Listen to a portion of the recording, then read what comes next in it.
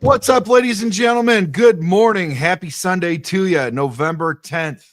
Nice and cool this morning. Getting ready for the Chicago Bears game. It's going to be exciting. It's going to be lit. Our first home game back. It's been weeks, man, since we took that trip across the pond up there to London and won that game. But since then, it's been a little bit disappointing. But today might be a little hopeful and helpful as we go over the fantasy football picks, our bet cheating sheet.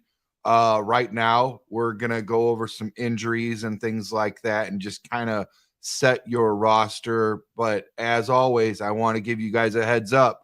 My brother has always told me to set my starters and bench my so, man, this is rough coming right out the gate, man. I need to wake up. We were just going over how we got to be coming out the gate exciting and all that, and here I am playing Twister with my freaking tongue. No, got to bench my starters and start my bench players. That's what it is. So that's just a little thing. Don't meet me and Darius out in the parking lot if we give you some bad, and here's the deal too. These guys, man, they all have, different games and matchups and all this kind of stuff. Things happen differently. Wet surfaces, whatever, guy slips, or a guy, just gets the ball more than the other guy. I mean, it just happens. Look at Darius's favorite guy, Zay Flowers, over there in Baltimore, man. I mean, you can game plan for him. He's a good receiver. He gets open, but he just doesn't get in the end zone. And they use Lamar, the superstar, a lot. And now they've got a really good freaking running back who demands the ball, respectively, Yes, indeed. Yes, indeed. The unfortunate thing about fantasy football, man, you just can't, just certain things we can't account for, man. Guy might break up with his girlfriend the night before and just may not be into it. You know what I'm saying? Bro, I'll tell you a wild, bizarre story now that you just said that. Right before the AFC Championship, Pittsburgh Steelers against the Indianapolis Colts. Unbelievable thing happens. Nick Harper gets stabbed. Stabbed in the leg right before, ends up having midnight surgery, plays the game, and dude, he has to go over, I believe it's Roethlisberger. Was it Roethlisberger? Yeah. And trips, and I'm telling you right now, man, if the play changes totally, I mean, he didn't even game plan to be stabbed, by his old lady in the middle of the night, dude. Like, how do you, explain that when you're trying to put, a defense together? You know what I mean? So crazy, man. Crazy things happen. Yep. Yeah, man. Hey, week 10 is upon us, man. And we can't account for the crazy, ladies and gentlemen, but hey, we're gonna give you the best fantasy advice we can. Hey, and I'll tell you what, man, when you start getting into double digits, it's go time, right? Yes, indeed. It's week 10, dude. This is the first double digit of the season. There still is some more football, but right now, if you ain't right, you better get it right, because you look at the Bears, the Chicago Bears, if they win, their playoff chances are 11%. If they lose, they fall to 4. Now, a lot of people will say it's too late. It's not too late unless the season's over. That's when it's too late, right? Exactly. I mean, you gotta stay, stay patient and stay positive, at least for now, Yeah. 4-4 is not a terrible spot. We're just in a No. situation where, our division is playing out of their minds. Yes. A lot of other teams don't have that, that misfortune. You know what I'm saying? Yeah. So, we just stay the course, man. Listen, 4-4 is not a terrible place, and it's not uncommon for a rookie to be in this spot. And I'll tell you right now, here's the thing about it. You look in other divisions, and 4-4 is a blessing. True. 4-4 is a blessing in other divisions. In ours, man, you're the joker. You're last in class. But here's the deal. Injuries, all these things are adding up. For the most part, we've been pretty blessed with not having those sort of issues. I did really good intel, and I shared that last night, where we will be getting some really good players back, man. Yeah. Left tackle, right tackle, they'll be back for the Packers game. And I'm hoping that's what's going on right now with Brisker, because not having Brisker in Jacksonville, yeah, we won the game, but ever since then, it just feels different. It hits different. And to me, he's that spark plug in the secondary. He's those eyes. He's that juice. He's that guy that keeps everybody loose and fired up, man. And I'm hoping for his sake, he's healthy. But the Bear side of me, the fan side of me, I'm like, let's go. Let's get him back on the field, man. We need that guy. We need that. Yeah, and as you mentioned, Brisker, man, and as good as he has been, in the past game, he's double good, versus sitting in that box and playing a run. Right. Him and Kyler Gordon both, we missed that. We missed the intensity that those guys bring. And that'll be a welcome sight if we can have them back for the Packers game. I really do like Oh yeah, absolutely. We've got to take that team up north and let them know we're at home. We don't have to worry about that silent play count, We don't have to worry about the cheeseheads up there in the stands heckling us, or Rodgers saying that he owns us with the discount double check belt and all that silliness going on, guy. And let's hope that during that handoff of ownership of the Bears, that he fumbled the football to Love and we can knock him out. But first things first, man. First things first. Let's get into it. Let's get into what it looks like to you in terms of fantasy football and being a damn Chicago Bear fan, because who the hell are you going to start this week? I mean, for me, it would be 𝐂𝐿 right out the gate, because yes, indeed. I'm sorry, man. If you really pay attention to this league and you look at tight ends, he's by far one of the top 10, possibly even top 5. I was about to say you can bump him up a little higher than that. Yeah. As long as you're game planning and scheming for this guy and you get him out there and you actually have some good bookends and tackles where he doesn't have to focus so much on blocking instead of going out for a pass, man. I mean, talk about in terms of a rookie having that, release valve where that guy's right there sure-handedly, who's going to fight for those extra yards and try to keep going north. I mean, I don't know. Caleb too. I mean, in terms of if you let a guy like that cut loose into the end zone, now all of a sudden you get 6 points, for a rushing touchdown by a dual threat quarterback. I mean, I cannot believe we're having this discussion week 10 about who to start for the freaking fantasy football for Chicago Bear. Like, what are you saying, Darius? What do you got going on? Hey man, I tell you this, man, like, from the eyes of, us, we would love to tell the people to start 𝐂𝐿 because it makes a bunch of sense. Yeah. But, we got a guy out there in Hallis Hall. I don't think he really agrees. I mean, and if people, I took a look at that game last week with New England and Tennessee. Yeah. Tennessee made it they made it their thing to impact bring their tight ends into the game and impact playing a lot of 12 personnel, double tight ends and things of that nature. So it makes a ton of sense, and it's such a luxury for a rookie to have that tight end as a safety valve, just a security blanket. And sometimes you have to play the game inside out you know what I'm saying, instead of going outside in, you know, and with 𝐄𝐒 𝐒, you're Well able to put. operate between the hashes. Yeah. Andy Reid, guys like Andy Reid and even Bill Belichick, they've made a hell of a career, you know, relying on tight ends and double tight sets and things of that nature.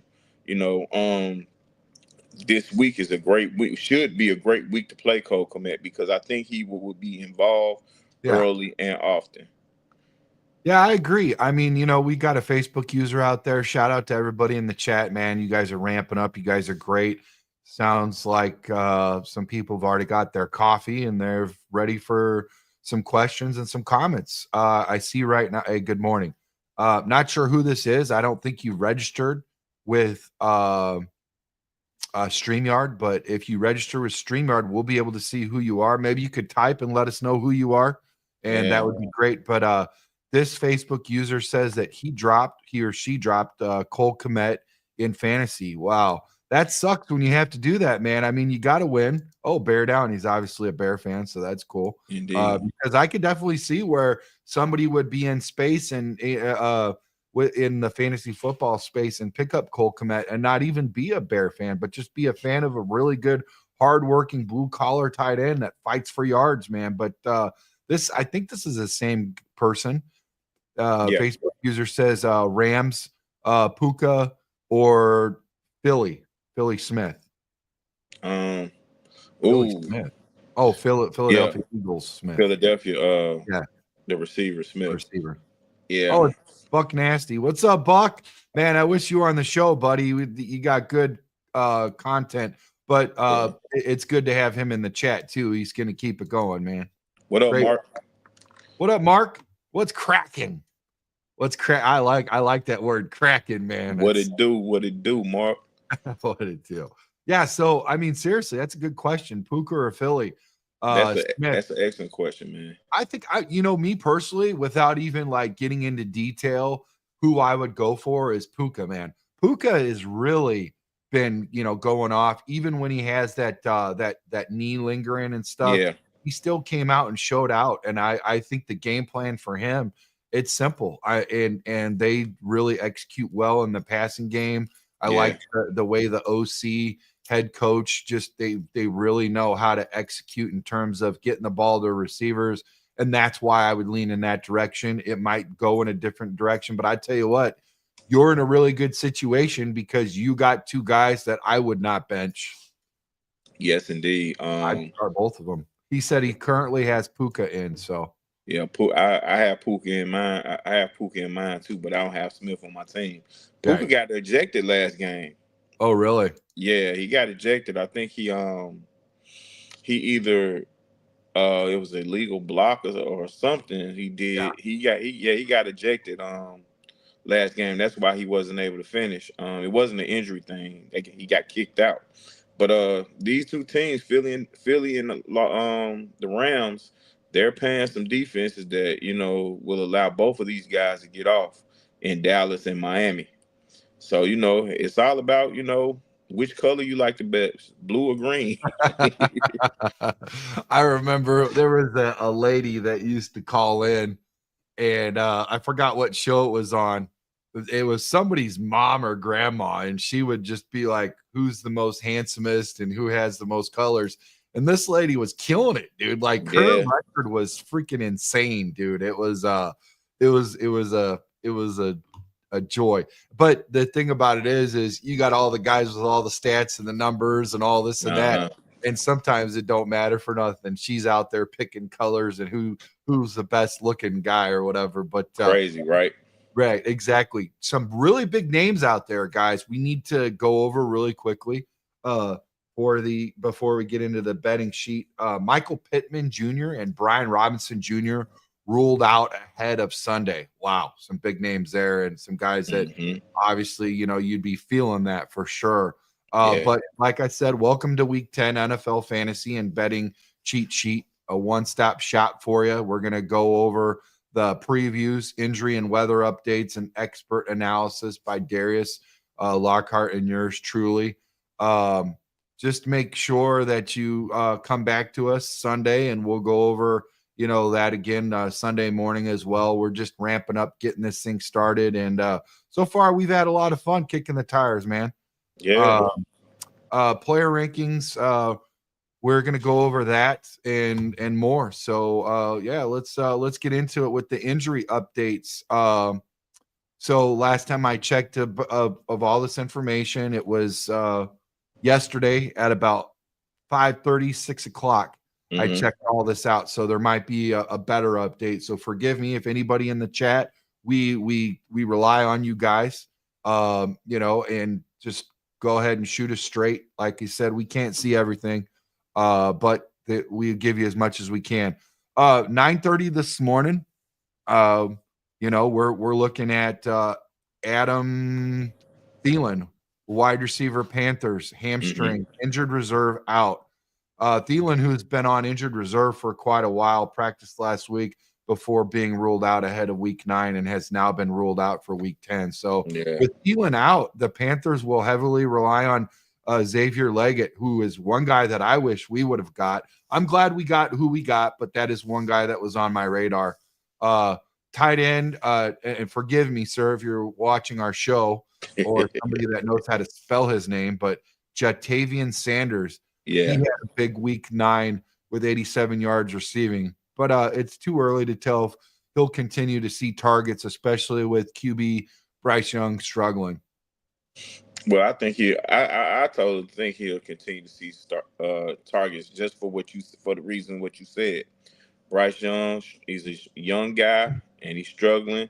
And anytime you're struggling, it's always good to have that security blanket with the tight end. And they move him around pretty good too. But I wouldn't advise anybody to drop that tight end one to bring him in. I think that'll be a little bit irresponsible of me because of the way Carolina plays offense. This should be an interesting game though. Yeah, I like what Buck said. He said he had to pull Robinson. Luckily, he has Eckler. Eckler's good in space where he's a good receiving. He did that with the Chargers, the Superchargers, and he can also run the ball. And that's a good reload, man. You're still going to have a little sting in terms of missing that guy. And I'll tell you one I was talking about earlier. My rookie tight end from Georgia that plays for Bowers. Yeah, Bowers, he's out. So I had to reload and go get Gsecki, and Gsecki was Gsecki because he only got me 7 points. But luckily, I had Jamar Chase on the case with 56 points. You look at that in terms of a guy like Flowers and some of these other receivers who get good yards, 70, 80, 90, 100 yards. What did you get? 10 points.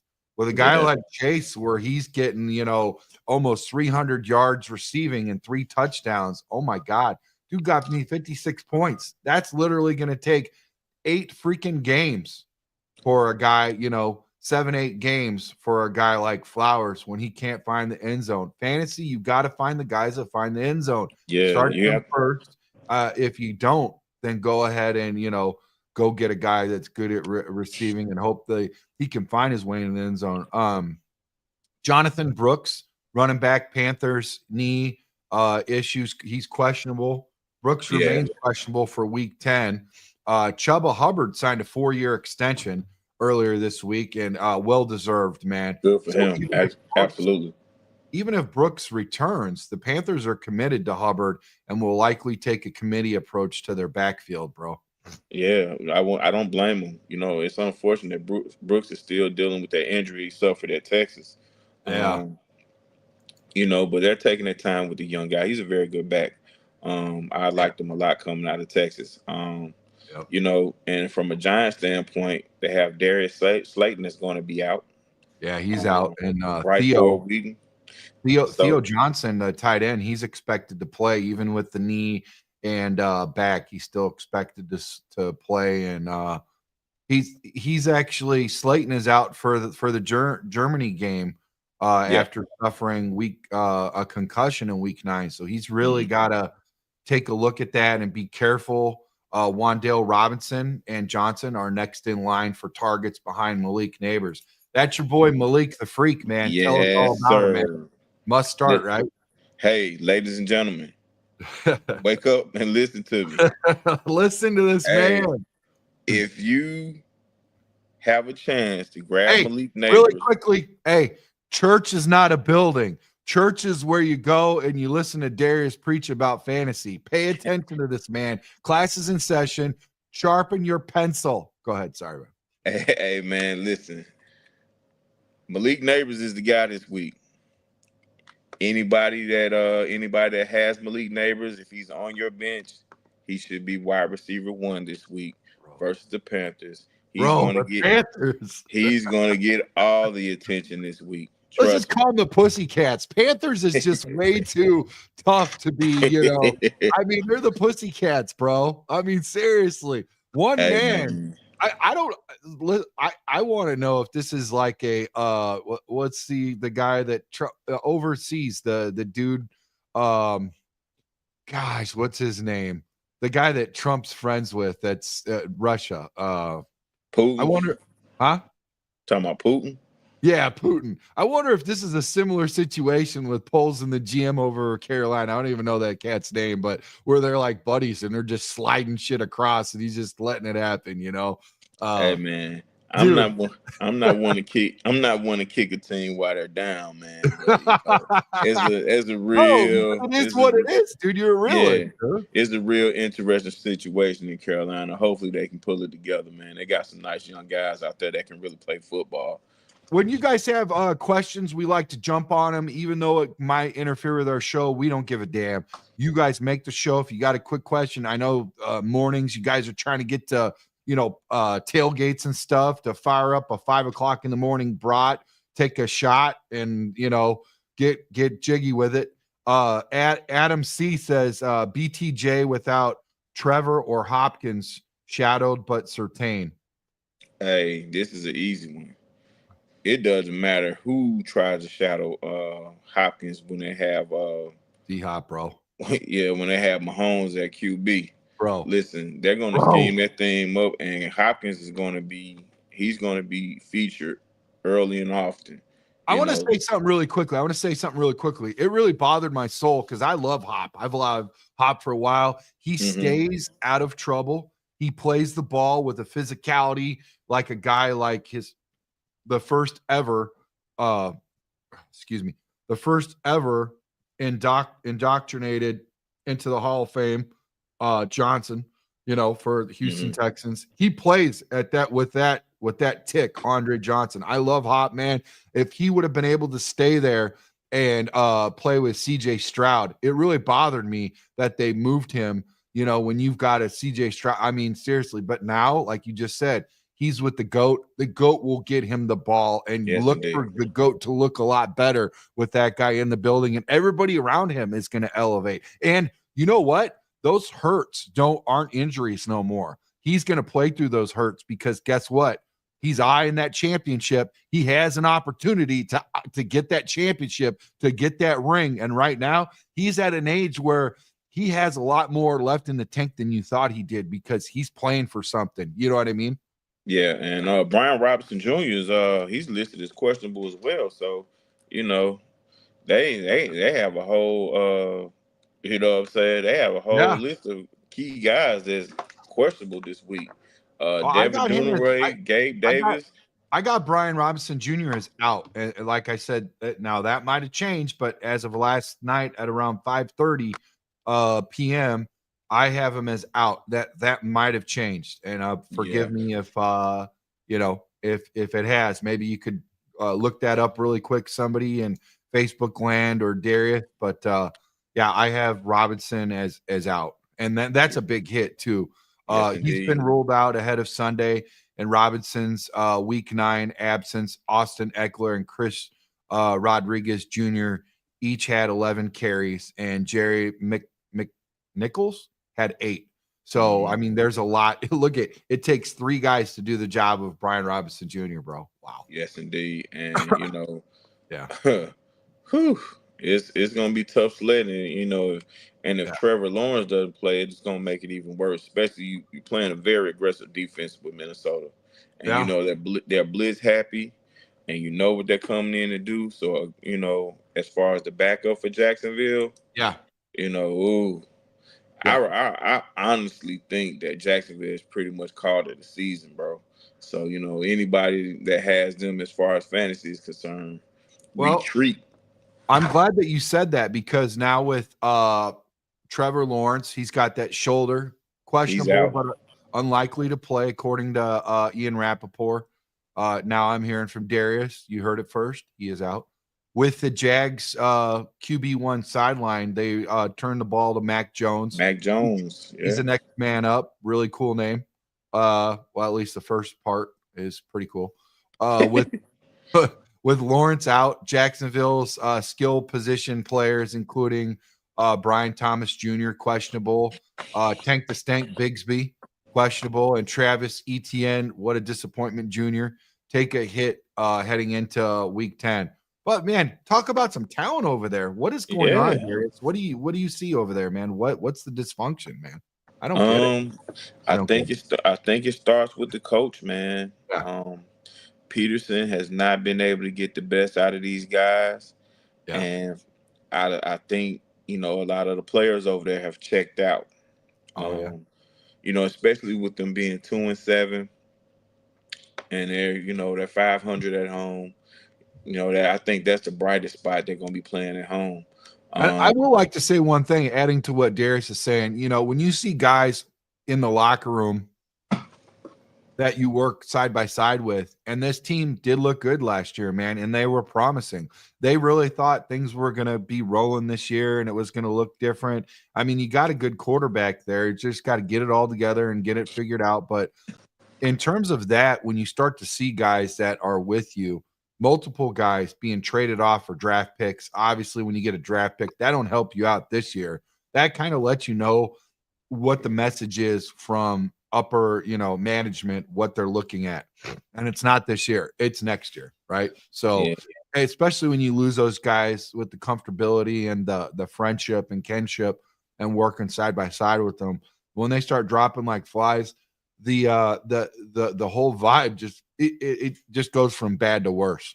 Yeah, this is truly a sinking ship, man. Yeah. I mean, if you look at the AFC South, man, Texans have the lead, they're 6-3, but it's just it's terrible over there, man. Like that But division somebody still has to get the struggling. ball in fantasy though, right? And you want to make sure that you're playing for your contract. You want to make sure that you are able to start. I mean, there's a lot worse teams that you could be on in terms of a really nice location, man. Hey, man, I wouldn't be mad playing in Jacksonville. I'd play anywhere, but Jacksonville, Yeah. man, Florida, man, come on. I So mean, there's a reason to still play, man. yeah, but it's a black cloud over them, man. Their defense alone is giving up 250 points, man. Yeah. And that's more. That 250 points is more than anybody's scored over there. I'll tell you something that's a little bit more disappointing in Jacksonville, only because they have a team that is well equipped to whoop anyone's butt on Sunday and take it all the way up to the national NFC championship and knock on the Super Bowl door, man. The 49ers, man. Christian McCaffrey finally coming back. He's been activated off of injury reserve. I mean, in terms of a running back that can do it all, that man is a legend. He is unbelievable. He comes from a great bloodline, Ed McCaffrey. He's got some brothers that are just balling too, man. In basketball over there in Denver, Colorado, and NFL or not NFL football also. So, Matt Burrows from Athletic, he reported that Coach Kyle Shanahan said McCaffrey will be good to go unless something crazy happens on the plane ride. So sounds like he's good to go. I think they really took their time with them. Team like that can really afford to, honestly. You look at teams like the Ravens, you look at teams like the Niners, anytime they level a running back up, they always do good. They find guys. And that offensive line and Kyle's game plan and scheme really seems to work in terms of that. They don't really worry too much. Not to say that all these guys by committee are replaceable, replacing Christian McCaffrey, but they are good place setters. Now, the whole team, oh my gosh, talk about an injury bug, Darius. Could you imagine if we had as many injuries on the offensive and defensive side of the ball as the Niners? I mean, we would not be able to have as much success as they have had with all the injury bug, probably the worst in the NFL. And I mean, we would be even worse down in the dumps because, like, who are we watching? You know what I mean? Yeah. And shout out to the 49ers and their organization, because they've done a Yeah, pretty good job of sure. having some quality depth behind these star players. Yeah, Shout out to Jordan Mason. Jordan Mason Jordan has done a Mason hell of a job with Christian McCaffrey being out. and Six, Isaac Gerendo, or how you say it, Gerendo.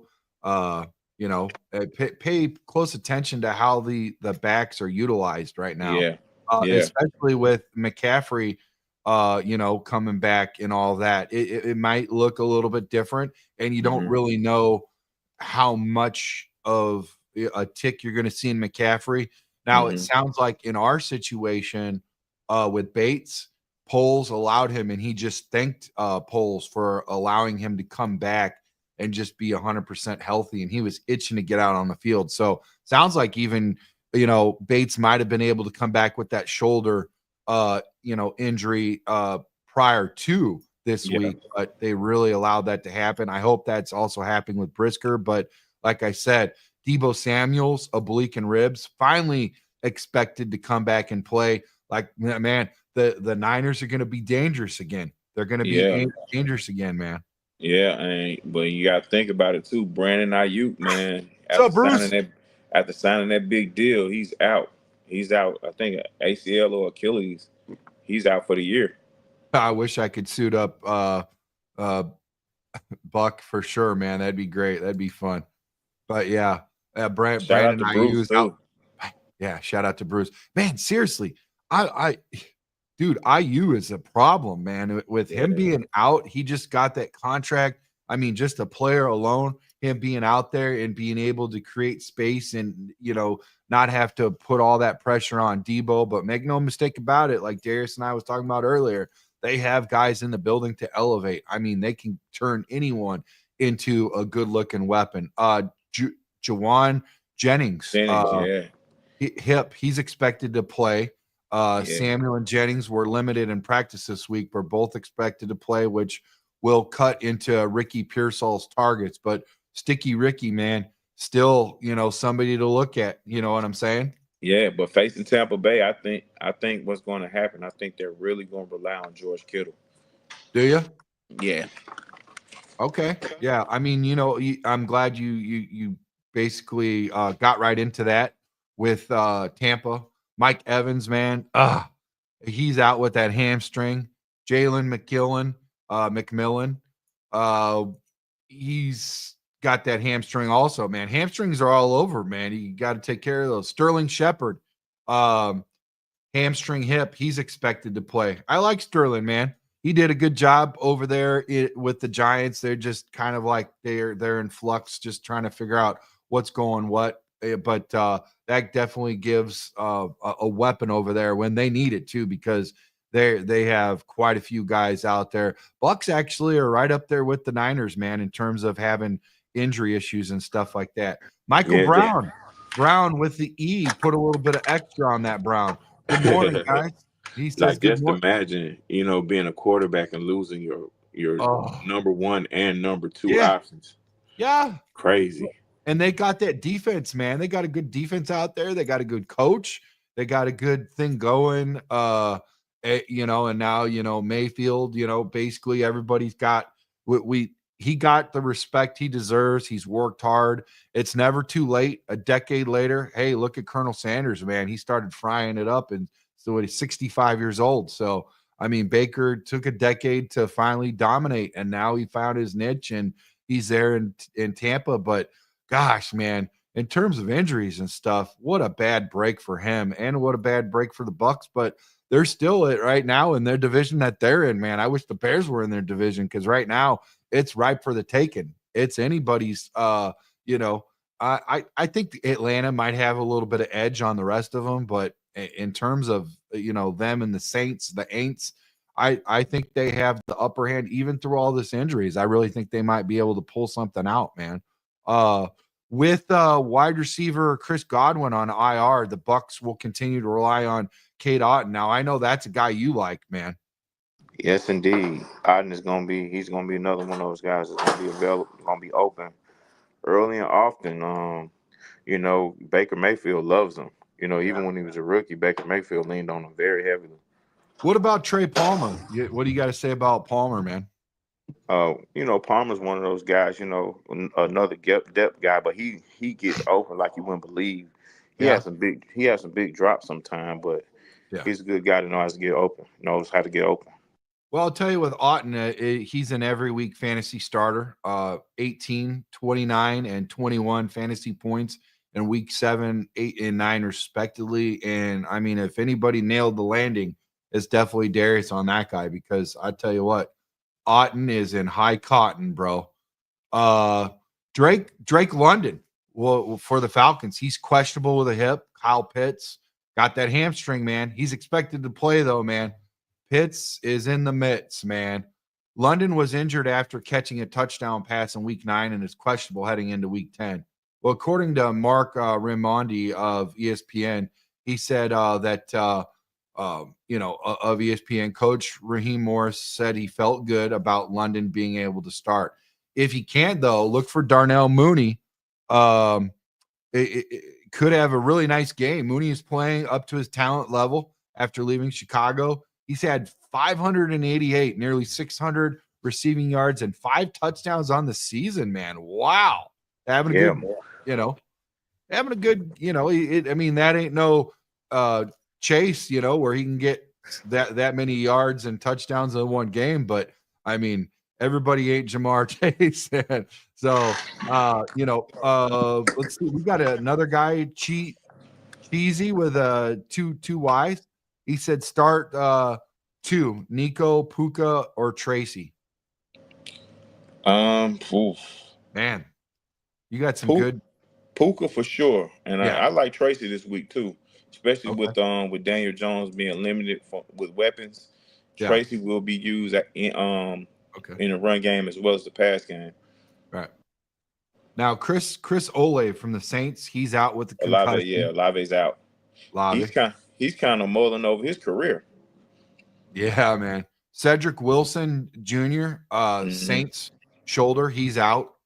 The Saints are a mess, boys. They fired head coach Dennis Allen, and are floundering 2-7. Not funny, but the interesting thing about the Saints, they start out 2-0 out the gate, man. They look good, firing away on all cylinders, man. They look like they are the Saints and not the Aints. Then Dennis Allen comes in and coaches, and then they end up, 0-7. I mean, it is a flat out. They benched, or they canned Dennis Allen. But what I'm saying is that they elevated a coach, and he was, interim during the first 2 weeks of the Saints season, and he come out 2-0 out the gate. I would have went with a hot hand, man. I'm honest to God. I know you're not supposed to do that, but I would just keep it on the hush and be like, dude, we're rolling 2-0. Let's see, keep it going, Yeah, Dennis Allen, man, I don't really understand how he survived so long, but it hurt him this year because Derek Carr got injured and missed a bunch of games. But playing Atlanta, which is where I am, it doesn't matter how bad any one of these teams are throughout the year. When they play each other, it's always interesting. Like, you never know what you're going to get. Yeah. So, with Olave out, it's icing on the cake for, it's just really abysmal over there with the Saints. But they're going to turn to Taysom Hill and Juwan Johnson. Alvin Kamara, baby. Weak name. There's going to be a lot of them today. Yeah, Alvin Kamara is the only consistent fantasy option that the New Orleans Saints have, man, and he's tried and true, and you definitely got to take a look at him. Moving on to the Bills, though, Keon Coleman out. Amari Cooper, wrist. You got to have those to catch balls. Questionable. Coleman is ruled out ahead of week 10. Cooper remains questionable, which could mean more targets for wide receiver Khalil Shakir and tight end Dalton Kincaid. I love Kincaid, man. You're a big fan of Khalil Shakir. What do you got to Yes, say, sir. man? Especially this week. Yeah. Yeah. Especially this week. The coach like to give it up. They like to Yeah. give it up. Yeah. Also, running back for the Bills. He's gonna play the Alvin Kamara role as well. Okay. It's gonna be an opportunity for him to really get busy carrying the ball and also catching out the backfield. You Yeah. know, in Indianapolis, they have a young defense that likes to they're very blitz happy, and they like to get to the quarterback. So it's gonna lead with the potential of Cooper and Yeah. with Keon Coleman being out. I think Shakir gets busy with them in the lineup. So Yeah.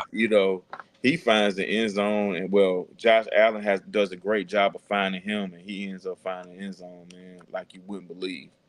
Yeah. Now, in terms of the Colts, man, you got like we said earlier in the show, Michael Pittman Jr. is out. That's a big hit. Yeah. Pittman has been dealing with a lingering back injury and has been ruled out of the contest against Buffalo. With Pittman sideline, look to Josh Downs. Yeah.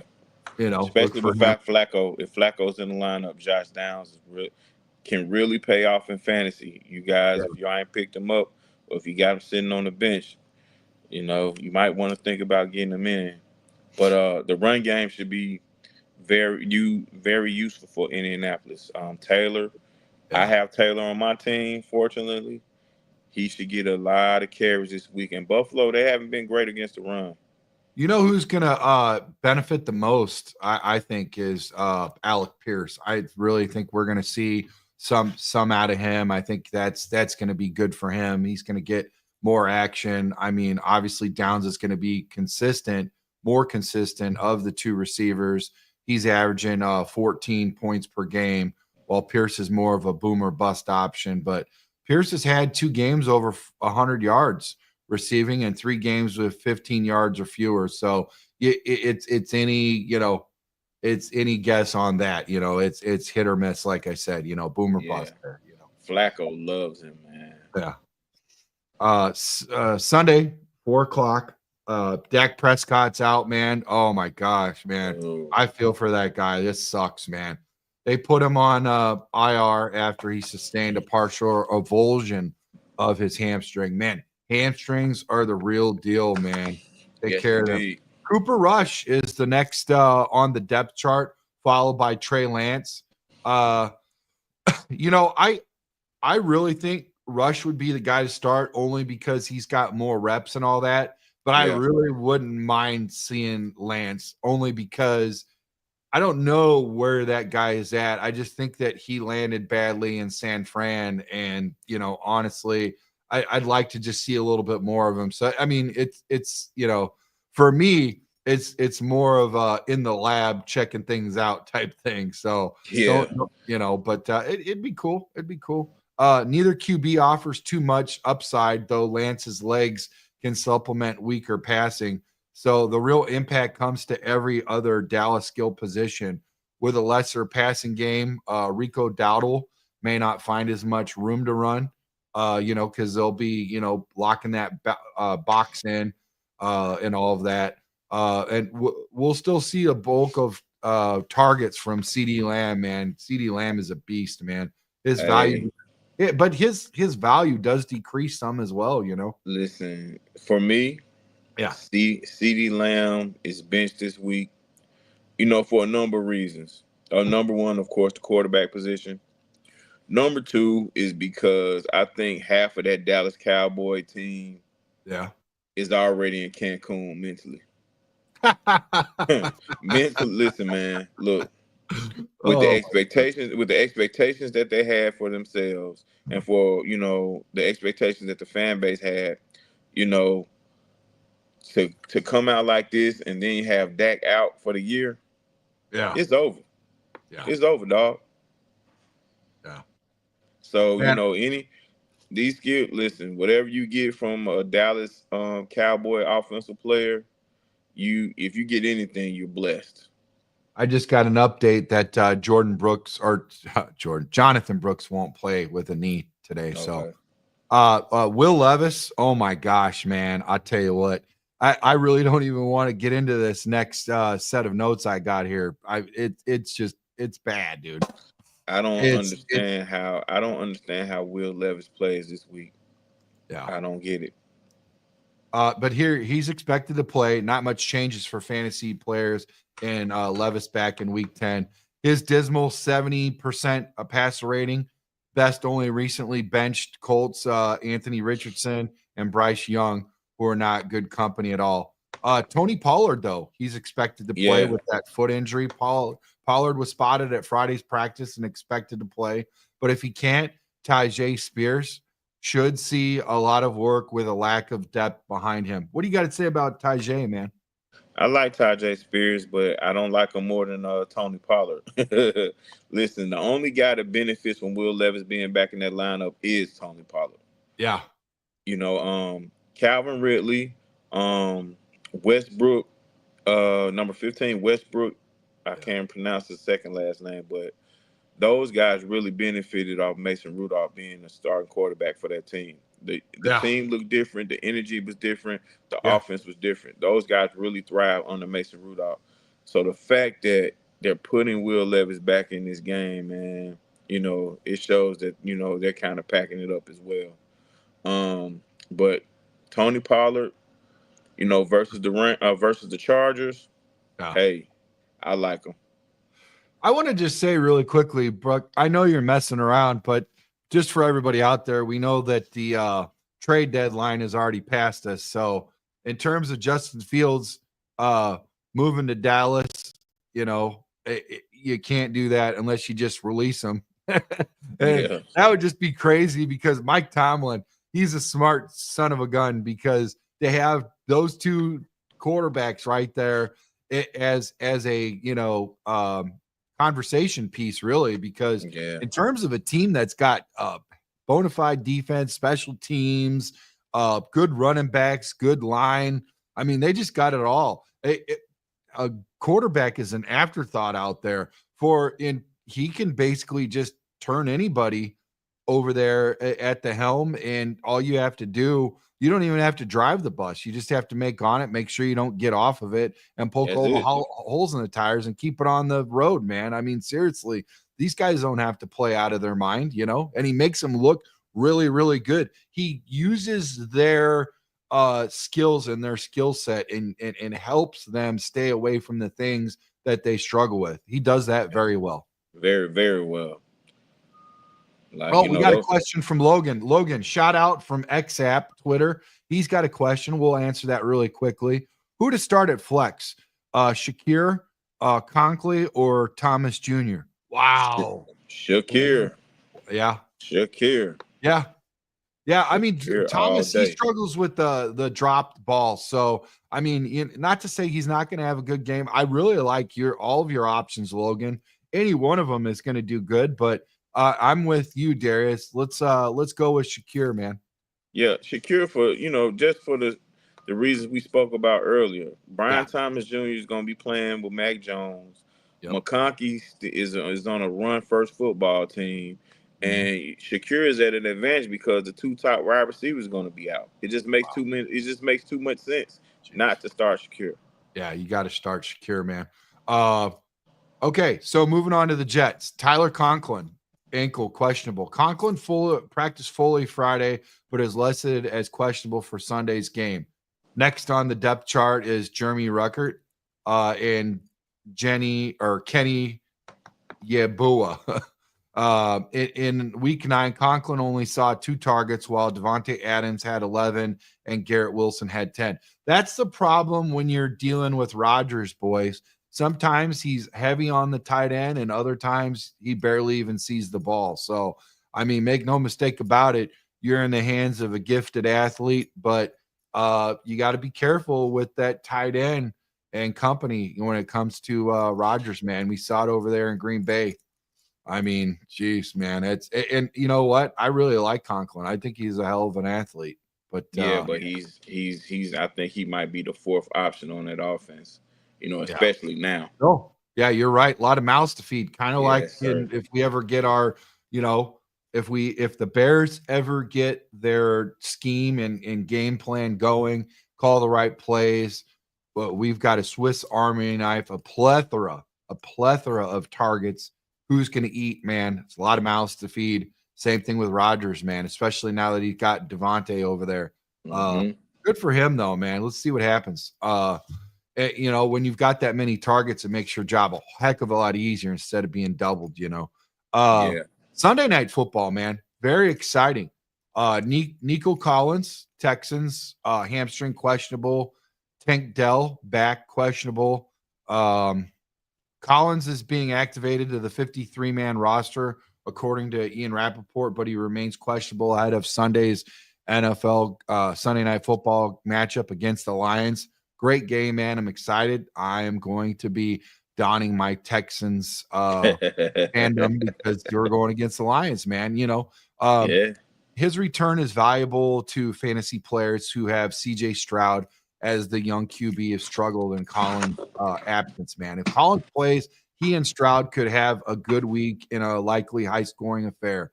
For his part, I think Dwell on Dell was a late addition to the injury report on Friday and is now questionable heading into week 10.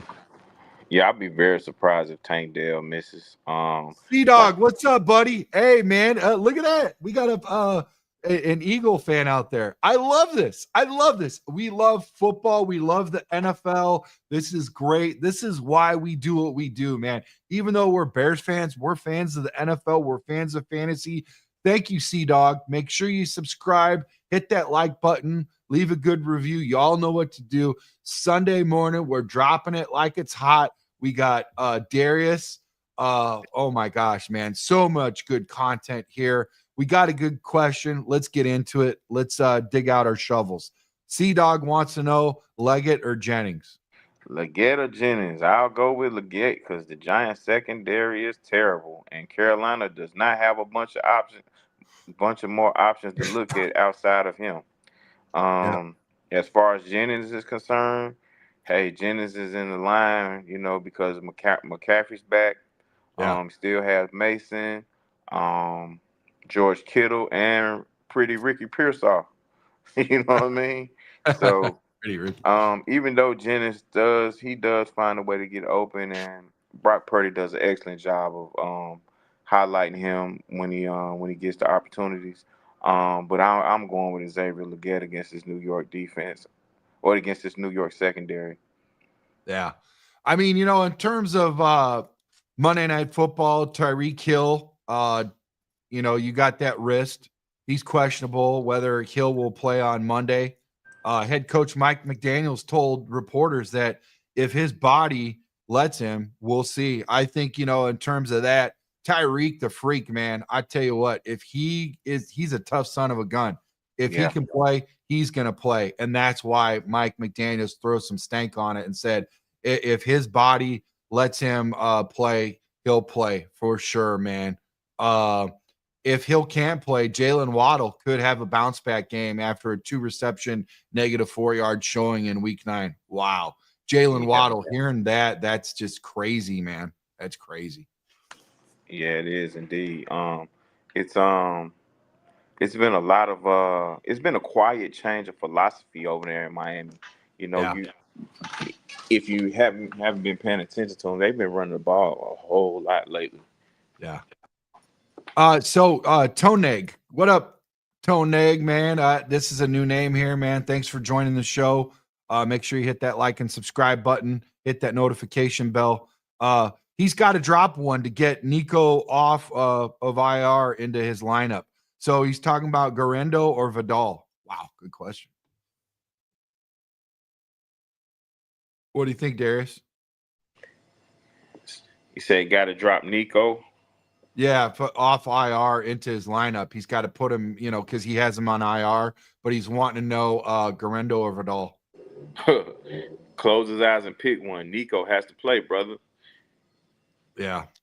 Nico has to play. Vidal has been coming along the last couple of weeks, though, but listen, you won't get the production out of Vidal that you're going to get out of Nico Collins, especially this week. Yep. Yep. You know, the Texans have been they've been struggling without him. So CJ Stroud needs his guy. Bro, look at Bucky saying, by the way, Darius looking good this morning early. Brandon, not so much. Get you some more coffee. Actually, I got a monster here, but we're not in competition, man. We both we both are trying to put a good product out here for these guys. We both do a good job. We both feed off each other. There's no competition here, man. Take that elsewhere. But Sam I am, he wants to bring up a question. Wan'Dale Robinson or Kincaid for his flex? He's got a double question. We'll unpack that first. I'll go with Kincaid. I would too, man. Kincaid is a beast as far in terms of tight end, man, and he's that guy that you have to hit. He's a good, guy that is basically like a safety release valve. He's going to get it in terms of getting that ball off and just keeping it safe. So I would definitely go with Kincaid. He also wants to know, would you bench Kyler Murray for QB Jones because of matchup or no? No, not at all. Not at all. I mean, because you talking about Mac Jones? Kyler Murray. Yeah, Mac Jones for Kyler Murray for Mac Jones. Oh, yeah, that's a good question. Which Jones is he talking about? Right. Yeah, which Jones he talking about? If you're talking about Mac Jones in Jacksonville, that's going to be a heck of a predicament he's going to be in because I think he's talking about the Giants QB, to be honest with you. Oh, Daniel Jones. Yeah, I think that's a good good question, man. Who's Kyler playing? I still go with Kyler Murray. Who are they playing? The Jets. Okay, yeah. So, yep, Kyler Murray for sure. Yeah, I still go with Kyler Murray. I mean, the matchup, it is interesting versus the Jets, but their defense has not been playing up to par. They've been giving up a lot. Yeah. Daniel Jones is just someone I don't trust. I just don't trust him. Yeah, Buck says the same thing. He says doesn't matter which Jones, he takes Murray. Spelled wrong. Hey, wake up and spell autocorrect on that Murray, bro. Murray looks blurry. You're missing a vowel. Kid spelled backwards. Sam I am says thanks. Back to Tony says, yeah, he plans on playing him, but he has to drop one. So yeah, he just wanted to know. And like Darius said, pick one. Herendo or Vidal. Pick one of them. Either one will do. Nico's gonna go off, or Nico has to be the man. Nico the Freako. But check this out. Week 10 injury report. We'll go over it really quickly, just to spell it out there so everybody's got it. Let's see. Let me get back. Where did I have that injury report? Jeez, oh Pete's. Give me a second. What's the weather look like over there, man? It's rain, but it's cool. But the rain is spotty. We haven't had any. We had some earlier this morning, very light, but it's been like that for the last 2 days, man. Light rain. It gets warm during the day, but at night, that temperature drops. It gets kind of chilly. Like last night the temperature dropped pretty good, unexpectedly. Hey, I don't feel. I mean, you ain't gonna see any tears come out of my tear ducts, bro. I would tell you why, because you're sleeping at that point. Okay, so nobody feels any sorrow for you, bro. Because I'm gonna tell you right now, you're in a beautiful place. Okay, I totally agree. You're from here, so you know what's up, dude. It's gonna be like 80-something degrees on Thanksgiving. Ooh, baby. Well, you know what? It did. We got an uptick. It's supposed to be like 60-something today, so that'll be nice for the Bears game, right? Yeah. So, anyways, getting back to the injury, man, I finally found it. Sorry about that, fellas. Had a little issue with the computer. James Conner, finger expected to play. Kyler Pitts, hamstring expected to play. Drake London, we went over that earlier. Questionable. Mac Hollins expected to play. Amari Cooper, questionable. Wrist, questionable. Keon Coleman, out. Thielen, injured reserve. Jonathan Brooks, questionable. CeeDee Lamb, expected to play with a shoulder. Prescott out. Tank Dell, questionable. Nico Collins, questionable. Pittman out. Brian Robinson, questionable. Tank Bigsby expected to play. Travis Etienne expected to play. Trevor Lawrence, questionable. Tyreek Hill, questionable. Chris Olave out. Theo Johnson expected to play. Darius Slayton out. Conklin questionable. Jake Moody, kicker, expected to play. Juwan Jennings expected to play. Debo expected to play. Christian McCaffrey, I think he'll play, questionable. Jalen McMillan, questionable. Bucky Irving expected to play. Baker Mayfield expected to play. Mike Evans out. Sterling Shepard expected to play. Tony Pollard expected to play.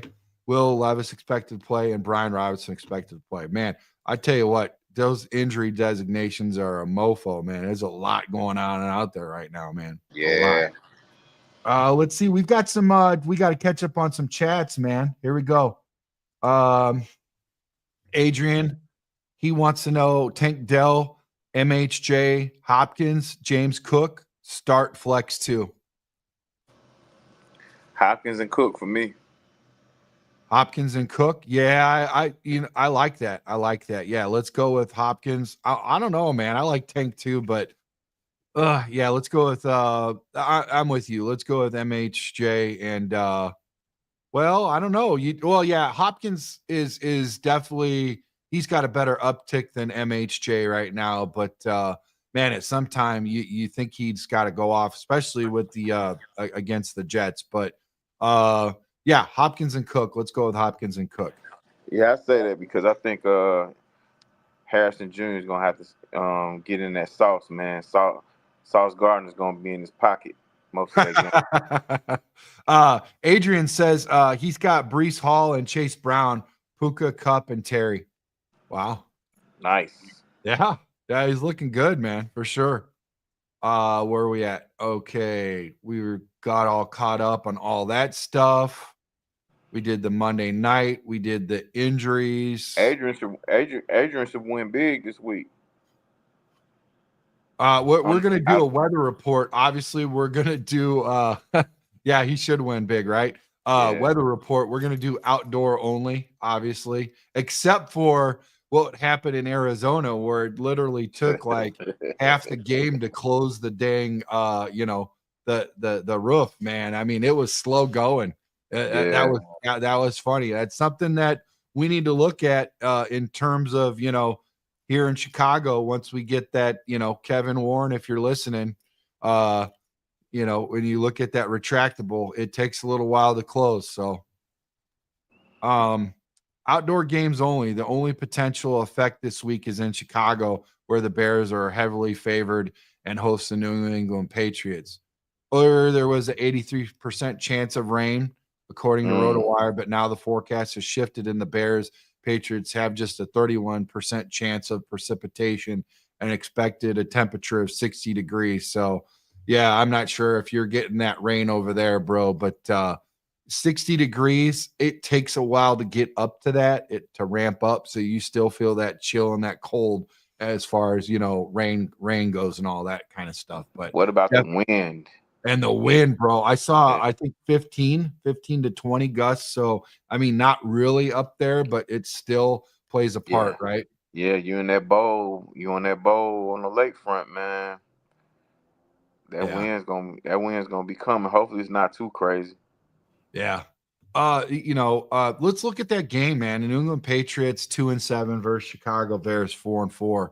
You got rookie quarterbacks Drake May and Caleb Williams facing off. I mean, when you look at that and you're a rookie quarterback, that definitely shows, you've got something a little extra to play for. Why my club picked me over you, all that kind of things. I want to be, just show out. And they've never played in rainy conditions in the NFL. And now it looks like that still may hold true. But let's look at their numbers in case the forecast does shift. During training camp on August 15th, the Bears went against the Bengals at Hallis Hall in the rain. In that practice, Williams threw an interception on his first pass during 7-on-7, but came back with 2 completions. He also had some production 11-on-11 moments. hitting both Keenan Allen and DJ Moore in the end zone for touchdowns. That's something to look at. So, bounce back. That was good. More relevant is Williams' first season as the Bears QB and his lack of production overall. Williams ranks 29th in completion percentage at a 61%.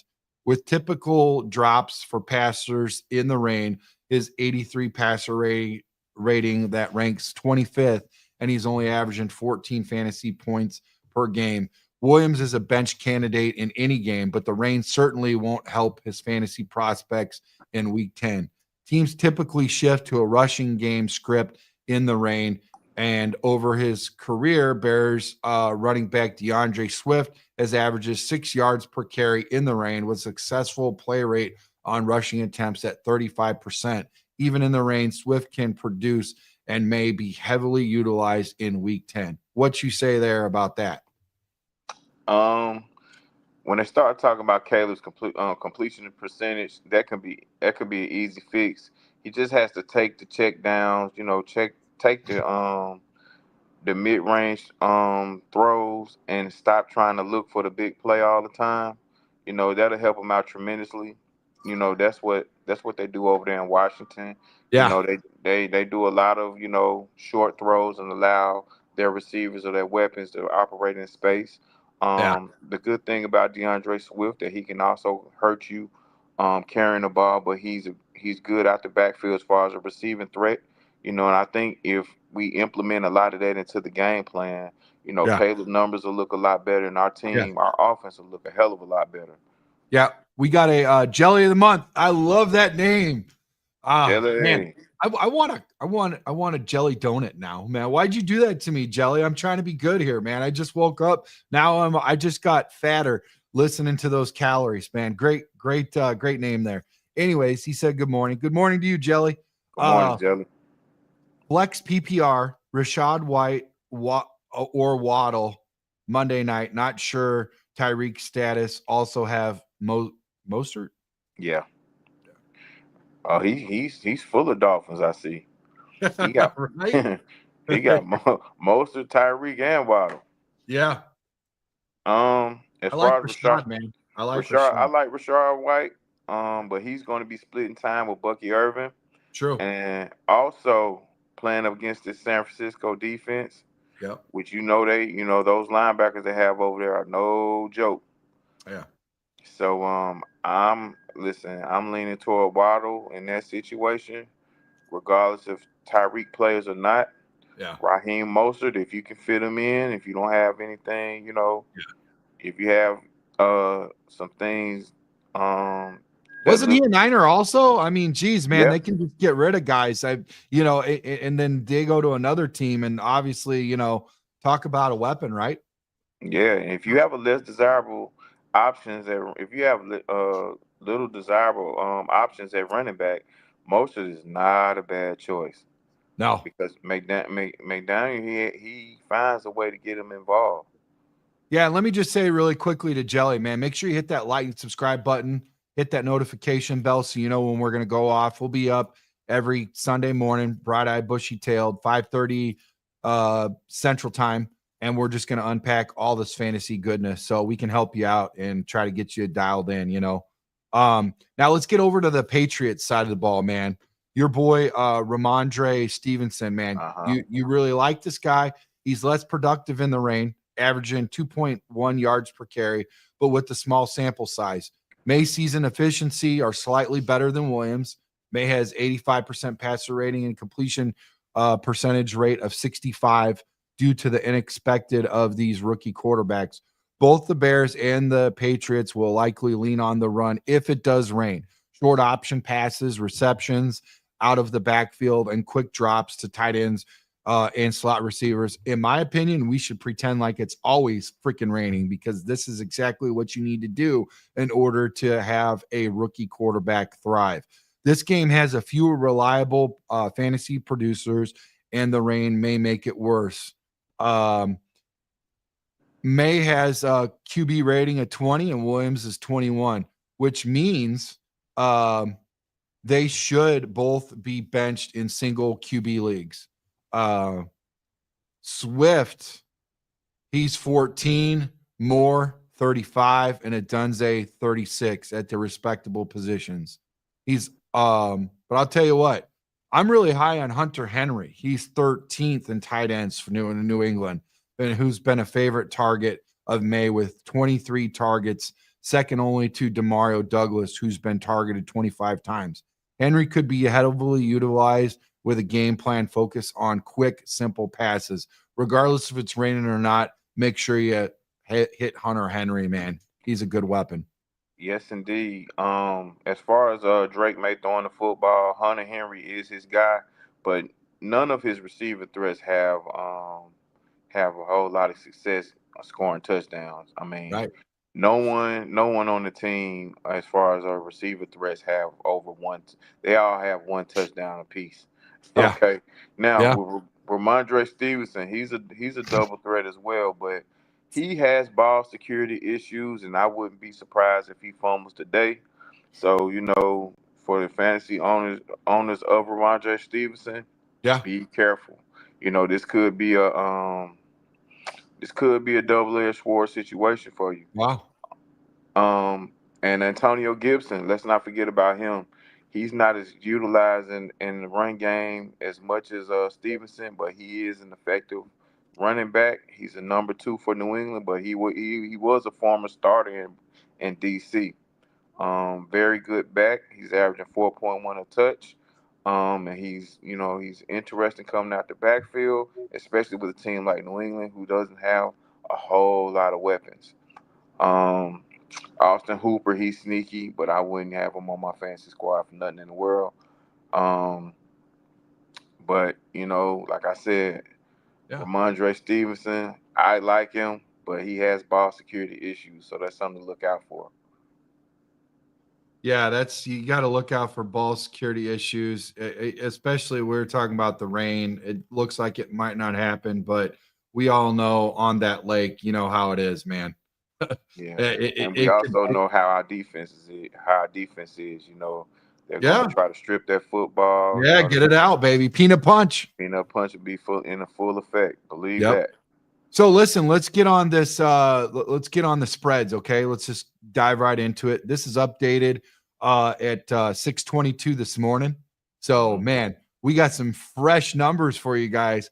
Who else can bring these fresh numbers to you other than Monsters of the Madhouse with Darius and Brandon Trax Hyatt at Chicago Sports Podcast? Man, let's dive right into it. New England at Chicago. Your spreads are New England +6. Minus 110, Chicago -6, minus 110. The money line, New England +220, Chicago minus 275. The totals are 38.5, New England minus 110 on the over, and the under for Chicago 38.5 minus 110. I'm actually going to go. Let's go with the under this time. Honestly. Really? Yeah.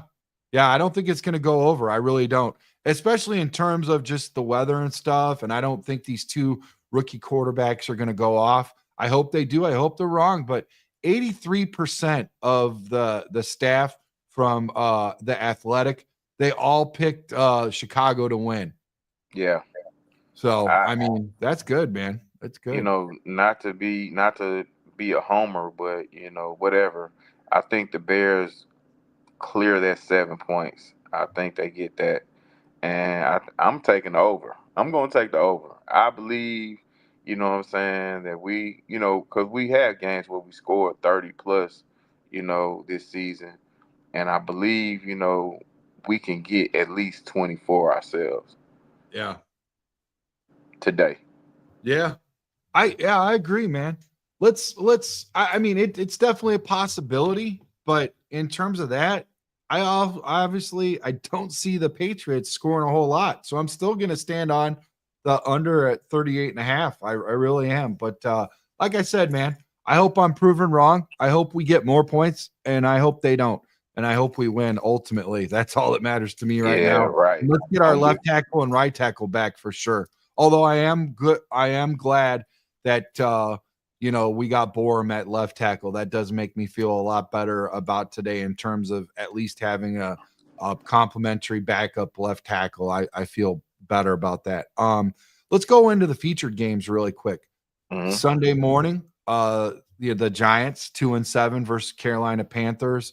Talk about a toilet bowl, man. We got to get into this because they're starting at 9:30 Eastern. Yeah. That's on the NFL Network. It's also streaming on Fubo. Try it for free, man.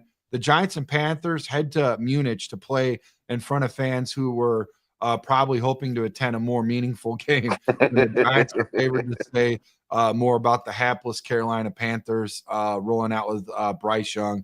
Daniel Jones has been minimally better for the Giants, but the potential for good games in week 3, 4, and 9. His passer rating was over 100, and he had completion percentage of 70%, 67%, 76%, respectively.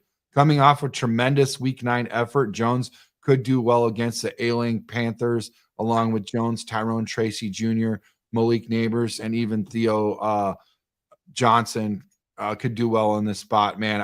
At the end of the day, I really see that that they're going to pull it off, man. I really do. I think the Giants are going to pull it off. I think the Panthers are just going to get worse, and I do think that Poles is going to just look that much better, man. Look that much better. Now, I do think the Giants win this game, but that 6.5, 7 points is a little bit too rich for me. Yeah. As far as the over and under, it was that 40, 41? 40 and a half favored to be with 40 and a half minus 110, under 40 and a half minus 110. So yeah, basically I'm looking at the Giants winning by 6.5. I think they might be able to get more than that. I really do. Really? The money line is minus 275 for the Giants and plus 220 for Carolina. And again, the staff picked 67% picked the Giants to win. So not nearly as much. Not nearly as much as the Bears with the 83%, but still above 50, so respectable. Right. Yeah, I don't like the Giants to cover, but I think they do come out there with a win. Yeah. Oh, you don't expect them to cover, huh? Okay. Nah. Well, 40 and a half for the total, man. I'm betting under on that game too. Yeah, I just don't see a lot of absolutely. offense, man. Absolutely. I don't see a lot of offense on that one, man. Here we go. The Eagles at 6-2 against the Cowboys.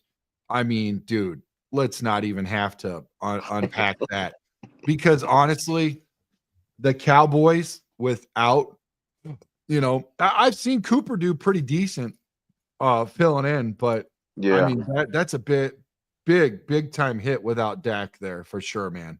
For sure. And with Saquon Barkley doing what he's doing in Philly, he should reach 1,000 yards today in Week 10, especially against this Dallas defense. Yeah. I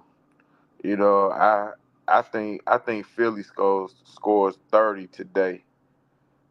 I can't say that the Cowboys. If the Cowboys score 14, I'll be very surprised. Well, then I would bet the over because it's 43 and a half, and I do see Philly scoring at least 30. Yeah. Maybe Dallas gets 13, whatever, 14. But I do see that easily being an over game. Now the spread is in favor 7.5, Philly to win, and the money is on the money line is on Philly at 350, and then Dallas has got plus 280. So 100% of the staff picked Philly to win. So if you want to lock, there's your lock. The next one would be the freaking stinky Panthers losing again. Those are two locks right there, fellas. Does Parsons come back this week? Huh? Does Parsons come back this week? I don't know. If there's somebody in the chat that could answer that, I would appreciate that. That's a good question. Not that it matters that much, but no, it's something to look at. Yeah, it's definitely something to look at. Here's an exciting game, man. Here's an exciting game. I'm really excited about this. I'm going to check it out. The old man in me, I like to get up early and get a lot of stuff knocked out and then go to bed early, but it ramp down, But in terms of a game that's exciting to watch, man, Detroit Lions 7-1 versus Houston Texans 6-3. I really think the Texans are a lot better than their record, even though their record is still sexy in terms of a team that's 4-4 right now. I mean, Yeah. God, but And you know, gotta that look at game, it. that game is at Energy Stadium in Houston, Texas. Uh-huh. 8:20 at night. That's on NBC and Peacock, streaming on Fubo Fubo, for yeah. try for free. Talk about Detroit. They're quite possibly the most complete team in the league, man. Jared Goff is going off, man. MVP candidate, leads the league in completion percentage is 74.9, call it 75, has a second best passer rating of 115, second most yards per attempt at 8.7. His success does not come from dumping off short passes left and right, though. Expected points, the EPA added. King Jamar Gibbs and his receiving out of the backfield certainly helps. Gibbs leads the league in EPA per carry rate of 0.27, which doubles Derrick Henry's. And Gibbs is just one of two productive backs for the Lions, as David Montgomery has played excellently this season, too, averaging almost 16 fantasy points per game, man. I mean, this team is rolling, brother. This Yeah. team is rolling. Hey, Jared Goff is my MVP so far. Yeah. You know, and I was not very high on Detroit coming in. I thought they would take a step back because, I kind of figured our division was just going to be, a Royal Rumble, for lack of a better term. Yeah. But Jared Goff is my MVP this season. He's played excellent. You could not ask for any better than the way he's been able to, at some times, just be a game manager, but at other times also go out there and be aggressive enough to win games for them. Now, Detroit on the other side of the ball is what concerns me. And it's gonna help us out because I'm taking what's the over and under in this one? It has to be 50. It has to be. I give me 1 second, put a pin in that because your memory is sharper than mine, but let's get back to that. I just want to I haven't been looking at the chat, and I try to keep up with that. Yeah. We both do. Here we go. Parsons is likely to play. Salim Okay. Ahmed. So thank you for sharing that. We appreciate you, man. Like I said, make sure you hit that like button, subscribe, leave a good review. You all know what to do. Hit that notification bell every Sunday morning. Darius and I, we're going to be popping like it's hot for Chicago Sports Podcast, Monsters of Madhouse, every 5:30 at Central Time, 6:30 Eastern. Kevin Helms wants to know how bad the weather is going to be in Chicago. In terms of Chicago at this time of the season, it's not bad at all. Pretty 60 good. degrees with 30-something% chance of rain. I'll take it. Oh, Yes, indeed. Terrell, hey, thank you for coming back, Terrell IT. I think he was here last week, right? And he's back again, man. Yeah. Got a repeat customer. Thank you, Terrell. Shout out to Need Terrell. help? Yeah, shout out to Terrell. Peace. Need help with a flex, guys. Douglas with Mac. Leggett with Bryce. Also looks like Croker is emerging, or Pearsall with first round capital in a good game environment. Yeah. A lot to unpack there, man. Terrell, you every time, man, you just seem like you just throw us the kitchen sink. Glad I got Darius on my side, geez, to unpack all that. Hey man, listen. We've been pretty consistent this morning with Leggett. Yeah. Especially with the matchup. Yep. Bryce might scare people, but compared to the other matchups, I think this one is the best. For him, for Leggett anyway. As far as Pearsall, he's gonna have opportunities, but I don't know how many, especially with McCaffrey coming back. Yeah. Oh, I agree. That makes sense. I like how you unpack that. Now, getting back to the money line, the spread, and the total, before I forget, man. Again, that's a 7:20 p.m. game. Detroit at Houston. 100% of the staff picked Detroit to win. Very interesting because Houston is a team that is a force to be reckoned with, obviously, when more healthy. But Detroit, just like they said, all together on paper, on the field, They just look like the most well-balanced team in the NFL. They're on the road, though. Sometimes that matters. It should matter. But you look at the spread, Detroit 3.5. And Houston is trailing with 3.5 at 115, 105 for Detroit. Money line 190, 155 for Houston. The over for Detroit 49.5 at 110. The under 49.5 at 110. That's a lot of points. I'd go on the over with this, man. Definitely going over. Yeah, definitely going over. This game is going to be in the dome. Yeah, Detroit's on the road, but they're used to a dome environment. Right. Now, as much praise as I've given the Lions offensively, I do not have that much praise for them on the defensive end. I'm sorry, especially going up against this Houston Texans offense with Joe Mixon and Nico Collins coming back. With C.J. Stroud at the quarterback position, playing at home, having that home field advantage, I think they go out and beat Detroit. I think they smash that 3.5. I think they smash it. Wow. Like I said, ever since Detroit's pass rushers left, they've been in some shootouts, man. Like Darius, didn't they just sign up a pass rusher? Yeah, I mean, not Smith. to say that he's gonna take the place, but I mean, but they needed somebody. Yeah, I agree. They needed somebody for sure, man. Yeah, but shout out to who was it that brought to our attention that our former edge rusher who was originally with the Colts and 7 other teams is now going to be haunting us because he's playing for the Patriots this weekend. Oh, Yannick, he's out. Yannick. Yeah, he's out. 𝐸𝐔𝐄, he's out.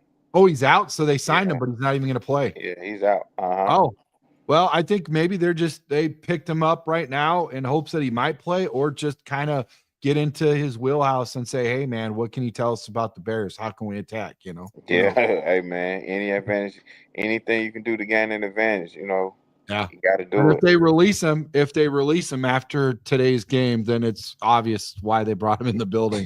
But hey, at least he got paid doing so. Let's move on to Monday night, man. Miami Dolphins at 2-6. Wow. But you know what, though? Don't count Miami out. I'm telling you, man. That team looks good against the Los Angeles Rams, 4-4. They're going to be playing at SoFi Stadium, man. Talk about a beautiful stadium in Inglewood, California. Time is at 8:15 Eastern on ESPN. Also stream on Fubo. Man, I got to keep doing that, bro. I was like, what? We got Fubo? Monday night's matchup features too. You can obviously tell where my demographic is, right? I mean, geez, Monday night's matchup features 2 teams that struggle early this season due to injuries, but are making their way back to better play. The return of Cooper Kupp and Puka Nacua, 2 every week fantasy starters, gave Matthew Stafford targets he needed to win games. Now on 3-game winning streak, the Rams are back in the playoff picture, man. Wow. I mean, honestly, does it get any more obvious than that in terms of who you would choose between the Miami Dolphins at the LA Rams? I mean, honestly, dude, they're playing at home. They're playing at SoFi. They need the win. They're rolling. 67% of the staff says they pick LA to win. What do you say, Darius? The spread is very small. It's only 1.5 favorite of Miami. But I understand why. These are 2 very similar teams, man. I'm sorry. Offensively, they got the weaponry without a doubt. Yep. Jalen Ramsey has once played for the Rams, so he may have some type of intel and some type of, he can bring, like, it can be some memories that's brought back to him from the time he played with the Rams. Also, we're forgetting about Odell Beckham Jr. He's with the Dolphins, correct? Odell forgot about Odell, bro. Not saying that he's going to make a hell of an impact, but, he does have familiarity with the way that Sean McVay does his thing on offense. Hey, listen, Darius, I'm about to age myself, but I'm sure he's on a milk carton if it's still a thing. You Uh, know. Hey, yeah, but man. seriously, I'm going on the over on this one all day. Miami and LA 49.5. I'm going up on that. I think they are going to be right up there with Houston and Detroit, man. I think they're going to get a lot of points on the board, man. Agreed. Especially with this being in SoFi, man. I agree. I agree 1,000%. I think this game gonna be pretty exciting. But both of these teams are sneaky in the run game because McVay does a great job with Kyron Williams running the football, and with Achane and Mostert in Miami. Mike McDaniel has kind of came to his senses, and I Yeah. guess he's trying to protect Tua, so he's not passing as much. But those two teams are very sneaky running the football, and they do it pretty well. Oh, dude, look at this. Miami going to throw 200 yards to the tight end. That's hilarious. Yeah, now while we Hilarious. laughing, Jonnu Smith is real sneaky, man. And Tua loves going to him, man. So that is something to look out for. I wouldn't be surprised if Jonnu scores a touchdown Monday night. Shout out to Brian Davila, man. I don't know who to start. Hey, make sure you hit that like and subscribe button. We're going to be on every 5:30. Another shameless plug. Every Sunday at 5:30 in the morning, Central Time, 6:30 Eastern. If it's too early to do the math, we did it for you. Brian Davila, man, shout out to you. First time I've seen you on the show. I don't know who to start. Pick two: CD, AJ Brown, or Tyrone Tracy. Crying emoji.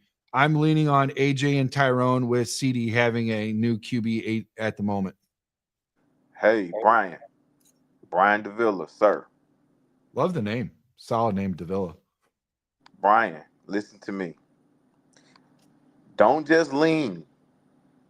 Take AJ Brown and rock with him. Okay? Yeah. You have to rock with AJ Brown because Jalen Hurts is definitely gonna be heavy on the AJ Brown. CD's playing with the backup. Huh. Tracy's playing with Daniel Jones. Now, even though Tracy's a running back, listen, you cannot go. AJ Brown is a stud, and the key to fantasy football is always sticking with the studs. Yes.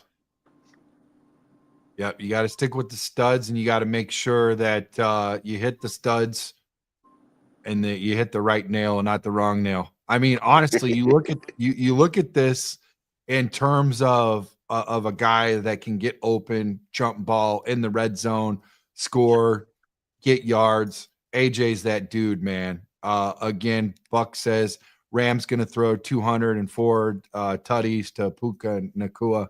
I mean, it's anybody's game over there. They've got lots of weapons, and Nacua is definitely one of them. Yes, indeed. Yeah. Let's see. Getting back to the NFL MVP odds. This is brought to you by Bridges Scoreboard, your Northwest Indiana Chicago sports headquarters with the Hall of Fame menu and the coldest beer in Chicagoland.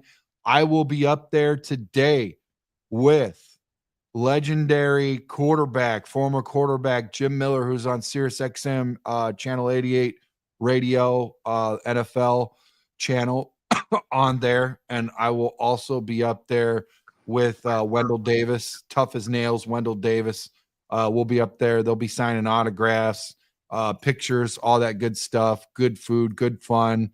We're going to have a pregame show, podcast up there. We'll be dropping it like it's hot. Then we also got in-game analysis by yours truly and Jim Miller. It's going to be a good time, man. They're giving away a 55-inch television, 50/50s, all kinds of good stuff, all kinds of good fun. Come up there, check it out. 121 North Griffith Boulevard, Griffith, Indiana, right on state line, man. Great place, good time, good people. Make sure you reserve your table. Call up there, Bridges Scoreboard. We'll love to spend the day with you. Podcast starts at 11 o'clock. Also, TC's Worlds of Wonders. Make sure you check out tcsworldsofwonders.com. Get yourself a nice hat like the one I got, or a jersey, whatever your fan gear is. Doesn't even have to be Chicago Bears or whatever you want. Enter the promo code talk to them, give them a buzz, hit them up online, check them out, check out Tom. He's going to give you, you don't even have to worry about sales tax. You don't have to worry about shipping. It's all included, man. Good deals, 30-day warranty. NFL MVP odds, man. Lamar Jackson and Josh Allen, top of the board. Allen versus Jackson, not Allen Jackson. Who you got? Allen's week 9 was highlighted by continuing his reigning over the Miami Dolphins. He totaled 235 passing yards and 3 touchdown passes. But most importantly, he orchestrated a game-winning drive that was capped by Tyler Bass, B-list Bass, 61-yard boot with 5 seconds left in regulation. Buffalo Bills' 4-game winning streak has seen strong play from number 17, which follows his trend for the year. In 7 wins, Allen's numbers, 19 touchdowns, 241 passing yards, 118 passer rating, 71 completion percentage, very much better than his 2 losses, 1 total TD, 155 passing, 65 passer rating, and 42 completion yardage. Continuing his clean play, 2 interceptions, 0 fumbles will be the key in Allen's pursuit for MVP award. The Bills have matchups against Super Bowl favorites, Kansas City Chiefs, San Francisco Niners, and Detroit Lions. It's not getting any easier on the second half slate, giving Allen the platform to show his best against the league's best. So Jackson has spent week 9 carving up the Denver Broncos like he was Michael Myers. He went 16 for 19 for 280 passing yards, had 3 touchdowns and a perfect passer rating. His fourth time doing so in his career, the most all-time in NFL history. Wow. The 3 other times Jackson did so, all of them took place during his 2 MVP seasons in 2019 and 2023. Jackson also did this against a Broncos defense that entered week 9 ranked number 3 overall and number 4 in pass defense. Wow, man. Oh. Yeah, quite impressive. Both of those guys are impressive. And you know what? He was left as a scratch. He wasn't even on betting favorite odds as MVP. Patrick Mahomes was. Now that they've flipped the script, and honestly, talk about a difference a year makes, right? Yeah. I'm getting kind of voters fatigue with Lamar Jackson, especially since the fact that he's, I can't see him winning 3 MVPs and don't have a Super Bowl, right? Yeah.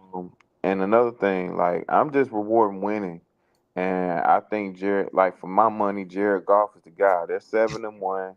They play some tough teams. He's in the toughest division in football. Bro, preach. And he's, you know what I'm saying, and he's steady as it gets. You know what I mean? And you know what? You don't always have to. And people like fantasize about yards. Sometimes it doesn't even matter. That one where he had like 80 something yards, he got all the touchdowns. I mean, seriously, like, you unpacked that game. You said it was a great special teams, great defensive game, but he did exactly what he had to do. And sometimes you have a short field and you don't really need a whole lot of yards, but man, another great, perfect performance in where he needs to. The other side of the coin is that these guys that have really good games with lots of yards, sometimes they have bad games with lots of interceptions and not so many yards. So in terms of that, I like what you're saying. Let's put Goff in that. We have a couple quick questions really quick. So Brian at Davila circles back and says, so AJ and who else? Who are the other options? What do you have? Back to this, he goes AJ Brown or Tyrone Tracy, and then he's leaning on AJ and Tyrone with CD having a new QB tandem. Hey, that's right there, AJ and Tyrone. Yeah, you won't go wrong. Yeah. Kevin Himes says he's running a Caleb Adunze Swift stack with a heavy run back for DFs. That's good. Kevin Himes said they said Tracy. Bear down, it's game day. Yes, bear down, it is game day. Now let's go back to these NFL AP NFL regular season MVP odds. We've got plus 70 for Lamar Jackson. Josh Allen is plus 350. Patrick Mahomes is plus 500. Jared Goff is plus 650. Man, Jared's got to be up higher than Patrick. I'm sorry, man. I know Patrick is Patrick, and it's hard to, do that, but do it now because it's deserved. If not now, when? You know what I mean? Yeah. Why is he? I mean, I would even put Jaden Daniels at plus 1,000. I would put him back up at above Patrick Mahomes, man. I'm telling you. I mean, He's you know got how more it is, interceptions man. than touchdowns. So, I mean, that might have changed, but I'm just saying. No. Listen, I understand exactly what you mean. Yeah. But as far as Patrick Mahomes is concerned, he's as long as Kansas City is winning, he's always going to be lingering around that conversation. Yeah. Not to really say that I support it, but it's hard to be mad at it, But again, like you said, 11 touchdowns, 9 interceptions, 1,942 yards, 8-0 football team. Hey, I respect it. But I do believe that Jared Goff should be over all those guys. Yeah. No, yeah. Like Patrick Mahomes is another guy, playing, the division's not terrible. And, there are a lot of worse other divisions in the league so far, but, it's just that, you got a guy playing against the best, versus a guy playing against some mediocre, then, still winning, But at some point, Patrick Mahomes gonna lose a game. It's gonna be a game this season that they lose, you know. So I mean, Jared Goff should be, like you said, he should be higher. Now Jaden Daniels, I wouldn't put Jaden Daniels over Pat Mahomes, but he's having a heck of a year. For sure, man. Yeah, I agree. Let's get into fantasy football rankings, week 10. This is brought to you by Worst Stadium Club, also brought to you by Set 'em Up Lanes and Avenue 912, man. Special shout out to them. And Set 'em up wings. This will put a cherry on top, like Serendipity Ice Cream Parlor, where it's always summertime at Serendipity Ice Cream Parlor. So let's unpack really quickly the QBs for week 10 NFL football rankings, fantasy football rankings. Lamar, the superstar, number 1. Number 2, Josh Allen. Jalen Hurts, number 3. Jaden Daniels, number 4 versus Pittsburgh. That's tough. Joe Burrow at Baltimore, number 5. Brock Purdy, number 6 at Tampa. 7, Darnold at Jacksonville. I might actually put Darnold above Brock just because of the matchup against Jacksonville. Kirk Cousins, number 8 at New Orleans. Baker Mayfield, number 9 versus the Niners. Tua at the Rams. 11, Goff at Houston. Stafford, 12. Rodgers, 13. CJ Stroud, Patrick Mahomes, Denver. Daniel Jones at Carolina, 16.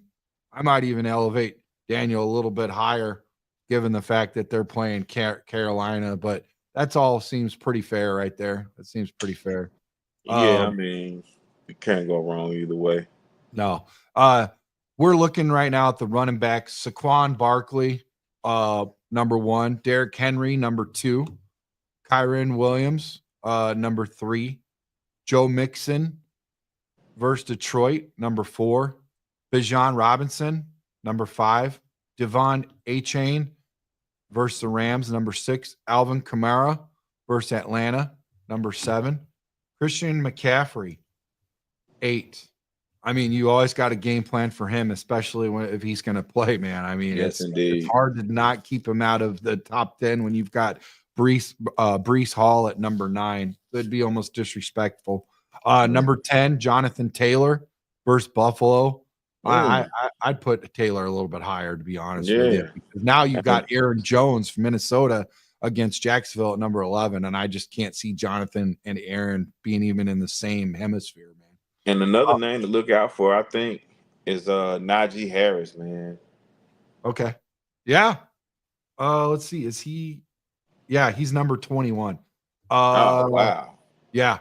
James Cook, Buffalo, number 12. Jamar Gibbs, 13. I'd put Jamar a little higher. DeAndre Swift, number 14. Fair enough. Tyrone Tracy, Giants against Carolina, 15. J.K. Dobbins versus Tennessee, 16. David Montgomery. Now that's interesting. He's number 17, but he's complimentary. He's not even the workhorse. Feature back. Yeah, he's not the featured back. And he's at 17, but you got Najee at, in the 20s. Kareem Hunt, 18 against Denver. Wow. Connor, Arizona against the Jets, 19. Chase Brown, 20 versus Baltimore. Najee, 21 versus Washington. Austin Eckler, there you go. Who was that in the chat? Buck in the chat earlier. Eckler, 21 versus Pitt. Eckler versus Pittsburgh is something I don't like. No, but I mean, if he's the guy that's going to start, somebody's got to, you know what I'm trying to say? True. You got to have somebody in there, and you got to have a release valve for, that rookie. Chuba Hubbard versus Giants, 23. Ramondre Stevenson, Chicago, 24. Tony Pollard, 25. Rico Dowdle, Dallas, 26. Rashad White, 27. Bucky Irving, 28. Javonte Williams, 29. Travis Etienne, 30. I think we'll stop there. 30. Yeah, it's enough. Wide receivers. Let's get into wide receivers. Justin Jefferson, always number 1. Jamar Chase, number 2. Except this week, I think Jamar. I'm just speculating that it's going to happen. Jamar Chase should be number 1 this week. Oh man, because if Justin goes off and gets even 57, that'd be freaking amazing. Yeah. Amon-Ra St. Brown, number 3. Cooper Kupp, 4. Wow, Cooper Kupp just rises right up to number 4 after being out for so long, man, and just crazy, right? Yeah, man, crazy. AJ Brown, 5. There's your AJ, bro. Garrett Wilson, 6. Debo, 7. Wow, Debo's already back. 7. Malik Neighbors, I'd elevate him above Debo for sure, and Garrett. Number 8. Puka Nacua, 10. Man, how about the Rams having 2 guys in the top 10, man? Gotta love it. That'd be great, right? Devontae Adams, 10. Zay Flowers, 11. There you go. Drake London, 12. Nico Collins, 13. George Pickens, Slim Pickens, 14. Terry McLaurin, 15. Darnell Mooney, 16. Devontae Smith, 17. Tyreek Hill, 18.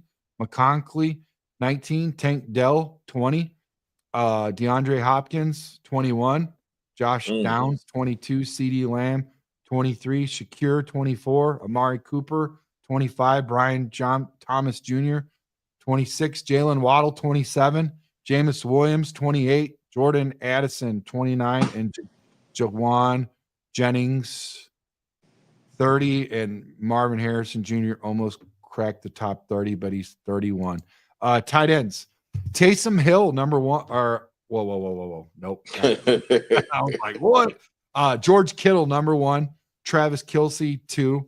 Caden Otten, number 3. I'd put him above Kelsey, but whatever. Trey McBride, 4.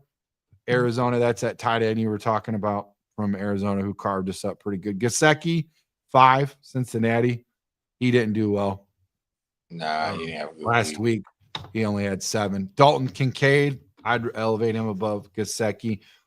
6. Mark Andrews, 7. Evan Ingram, 8. Kyle Pitts, 9. TJ Hawk, 10. Jake Ferguson, 11. Taysom Hill, 7 degrees warmer today, 63 actually. That's nice. 12. Hunter Henry, 13. Dallas Goedert, 14. Jonnu Smith, 15. Sam Laporta, 16. Zach Ertz, 17. Tyler Conklin, 18. Dalton Schultz, 19. Will Disley, 20. And Cole Kmet almost cracks top 20. They put him at 21. That's as far as we go with the tight ends. Let's go to defense. We're going to jump past flex and super flex, go right to defense. Chargers, number 1.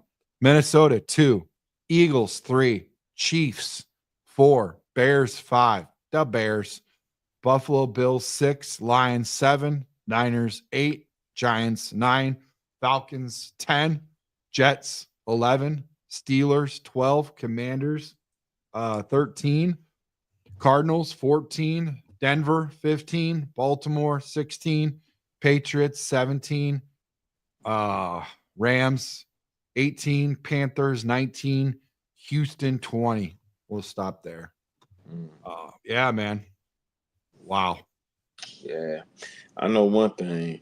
What's up, buddy? Baltimore didn't do nothing for me last week. I mean, Thursday. I got a negative 1. Yeah. Wow. -1, man. That's rough, dude. That's rough. Yeah. Did you win? No, I mean, this is the start of the week on Thursday. Got a -1, so hopefully that doesn't damage me too much. Yeah. Let's get back into this. I think we're missing a little bit of action here. I'm trying to get caught up. Forgive me for a second.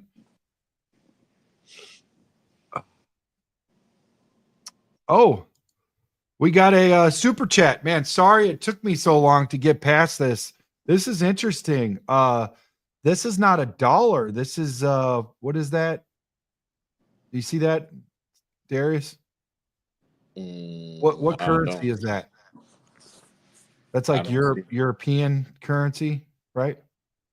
I can't see it. Anyways, Louis Runshad, he says need one for the flex. Hey, thanks for putting that in the super chat, man. Love you. Make sure you hit that like and subscribe button, Louis Runshad. For the flex PPR, Worthy, Leggett, Alec Pierce, or Keenan Allen. Thanks, guys.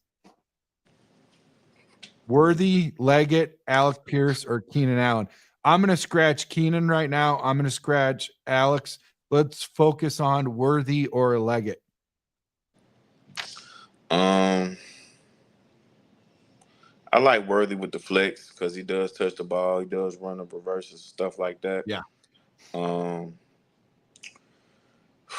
I hate the fact that we just can't get together on offense because I think Keenan could really get this guy a lot of points if we could. Yeah, I'll go with Worthy. Yeah, me too. I'm going to back you on that. I like, he can really stretch the field. He's got very fast. Once he gets the ball, man, he can definitely create some space for sure. Let's go with that. Terrell says, well, the guy I'm playing against just picked up. Let's go ahead, say his name, man. I'm murdering Leggett. 10 minutes before I asked you guys.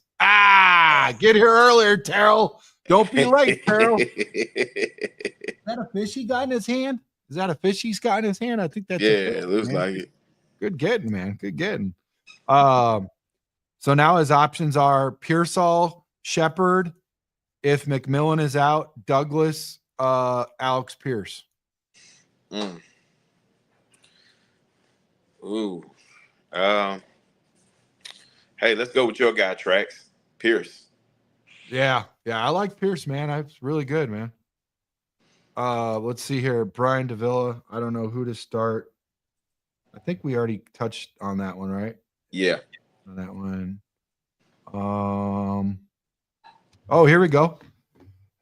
Nathan Boyd, first time viewer. Hey, thank you for joining the show. Make sure you hit that like and subscribe button. Welcome, hit that Nate. Notification bell. So every Sunday morning at 5:30 Central, 6:30 Eastern in the morning, you can set your team and tune in with us. Enjoy, grab a cup of coffee and hang out with us. He said he needs as much upside as possible since he played Jamar Chase. Start 2, Mixon, McCaffrey, or Jones. Mixon and McCaffrey for me. Without a doubt. Yeah. Well, no. I say Mixon and Jones. Like, I mean, McCaffrey, this is his first week back, so I don't know if they're going to really give him the full load. That's fair, but could you imagine benching him and then him going out and it's like, you had McCaffrey on your bench? What are you thinking, Because I think that's a guy that you just don't bring back injured, especially when he's been gone out that long. I really think they took the time to make sure he was healthy big contract, face of the franchise, really. I mean, I think if he is in the mix, it's safe to play him, but I still see your concern with getting back in there and getting getting it all flowing. So I would back that. I would definitely be disappointed though if things went the other way for sure. Yeah, I mean, like under any other circumstances, we know we'll ride. I know I'll ride with McCaffrey, but with him being his first week back, I think they're gonna kind of take their time. Diusic. Hey, what's up, Diusic? Or is that Do You Suck? I don't know. Diusic. Hey, shout out to you, man. I'm murdering names today. Please forgive me, brother.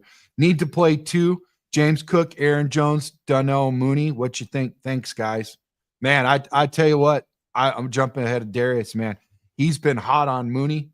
We just unpacked him, 588 yards, 5 touchdowns. There's a little bit of uncertainty there with the everybody coming back and healthy and all that type of stuff. Man, you've got some good guys to pick from. I'm going to say Mooney, man, over Aaron Jones, but I do like Cook. I'm going to go Cook and Mooney. Yeah, I definitely like Mooney, especially this week. Going up against the Saints team who just traded their best corner. Atlanta is without their number 1 option in Drake London. Yeah. It should be a very good week for Mooney because Kirk Cousins loves the guy to death. Can't go wrong with those running backs, though, especially this week. But I'll definitely take Mooney. Bro, I love these guys. You guys are dedicated. Fantasy football guys know what's up. You guys are going off, man. This is it, Darius. This is our calling. Every morning we're dedicated to this awesome bunch of guys, man. They are coming in. This chat is amazing. We got over 100 in the chat, and there's all kinds of new guys. I mean, obviously, freaking Buck is still trying to dominate the freaking chat, okay? Share a little bit with the others, Buck, okay? It's not just you like in some shows. But seriously, though, let's see here. Well, Darius, now I don't feel so bad. Flowers only getting me 3 point something. Damn. Okay. Dylan Fink, full PPR, different leagues. Start, sit, 1 running back. Singletary, Akers, ugly. Ugh. Yeah, ugly ain't the word. Jeez. I'll go with Singletary, man. I'll go with Singletary. Yeah, because I think he and Tracy's going to be sharing responsibilities. Yeah. 1 QB, Baker versus San Fran, Kyler's versus New York Jets. What are we doing here? Shoot. we didn't ask you to go, Buck. We're just saying, just share a little bit of space with these guys, man. No, it's a joke, Buck. It's a joke, man. It's a joke, man. Shoot. Boy, oh boy. I like Kyler at home, man, versus the Jets. Okay, I see how he's got it broken down. I'm glad you got that figured out. Tight end flex. Yeah, Taysom, Ertz, Pearsall, Javonte, Will Sutton. Taysom always gets busy versus the Falcons. I like Ertz though too, man. That's a tough call, man. Against Pittsburgh, ooh. And the way that we'll be right with you momentarily, Mobbin. Thanks for showing up, man. The way Kingsbury likes to scheme that up, Ertz is not a bad look either. Yep. You looking at matchups? Is that why you're? Well, I just off the top of my head, just thinking. Yeah. I think Taysom gets in the end zone against the Falcons. Okay. So that's always a plus. He does struggle at times though, where you just don't see him at all, and then the times that he's out there, he does really good. So it's just something about when he plays the Falcons though. He turns into a damn Hall of Fame against the Falcons. Okay, well let's go Taysom on based on that, Darius, so we can move on. Kyler versus Jets. Yeah. Williams over Sutton. Yep. Yeah, Williams over Sutton. I agree. Let's go Williams over Sutton. Pearsall or Dunze. I'm gonna go with Dunze. Yeah, and Fergie is the tight end one. Okay. Yeah, there you go. Okay. So let's go, Mobbin. Mobbin, thanks for being a first-time viewer. Make sure you hit that like and subscribe button, hit the notification bell. We'll be on every 5:30 in the morning on Sunday morning, 6:30 Eastern time. And we're going to be getting into all this fantasy. We're going to make sure you can set your guys. Let's dive right into it. We know we got an early game at like 8:30, so it's rolling around pretty quickly. We've got an hour. So basically, let's get into it. Mobbin, Tracy or Eckler, full PPR. Eckler. Eckler too, I agree. Also got a pivot, Tyreek, since he might not play. DJ Moore or Jamo, also full PPR. Ooh. My heart wants to say DJ Moore, but I'm going with Jamo. Me too. You know what? Damn it, man. My heart's gonna get me in trouble. I'm gonna say DJ, man. But I would listen to Darius. I would listen to Darius. So ask him why he dropped Cole and Rome. Okay, let's hear it. Why did you drop? I'll bite. Why did you drop Cole and Rome? Well, because they're being underutilized. I mean, Roma Dunze had a good week last week, but before then, it's just too spotty. It's not consistent enough for me. You know, I love 𝐂𝐒 this weekend though, but I don't know if Shane Waldron loves him as much as I do. That's the only thing. Hey, what's weird is he loves tight ends, but he's not freaking using them. What the hell's going on what there? We all heard. It was tight end university over there in Seattle. You know what I mean? All of them got it. So we just thought we were just going to see a lot of the, heavy tight end. Maybe he's using them for blocking. I don't know. That's a lot of what we heard before he came in, that he does a lot of 2-3 tight end sets, and we really just hasn't seen it a lot, a whole lot. Yeah, I agree, brother. I agree. Underwhelming on every chance he's got. Well, I think that concludes this show. We've got just over 2 hours, man. We love hanging out with you guys. Couldn't hang out with you all day, but we got to get crack and get ready. I got to start getting packed up and get ready for that Bears watch party up at Bridges Scoreboard. So come check us out again. Jim Miller, Wendell Davis up there. Shows at 11 o'clock. Make sure you call to reserve your table and it's at 121 North Griffith Boulevard in Griffith, Indiana. Make sure you check it out. Just state line. So what do you got planned for today, Darius? You got to work, and then what else? Yeah, gotta work. Hopefully I can squeeze a peek here and there at a couple of football games, but other than that, man, listen, shout out to the chat. You guys are always great. Appreciate the questions and the inquiries, and I appreciate you guys trusting me, and my insight. But hey, if it doesn't go right, don't seek me out or try to kill me. Same goes for me too, especially when you know where I'm going to be showing out live, man. Don't meet me in the parking lot. Yeah. I got half responsibility and half blame, so don't pull it all out on Darius. At least Darius has got somewhat of security where he works, man. I mean, I don't trust it. It's gonna take a whole lot to get to me, but I don't think. I don't think it's worth it. But shout out to you. Hey, Mobbin! Shout out to Mobbin, bro. He said that he liked and subscribed. Much love. Hey, to you, welcome, brother. Mobbin. We welcome will not disappoint, sir. No, we will not disappoint you. Welcome to the fam, bro. Love you. All right, so that's it, man. Chi-Town up, bear down. Bear down.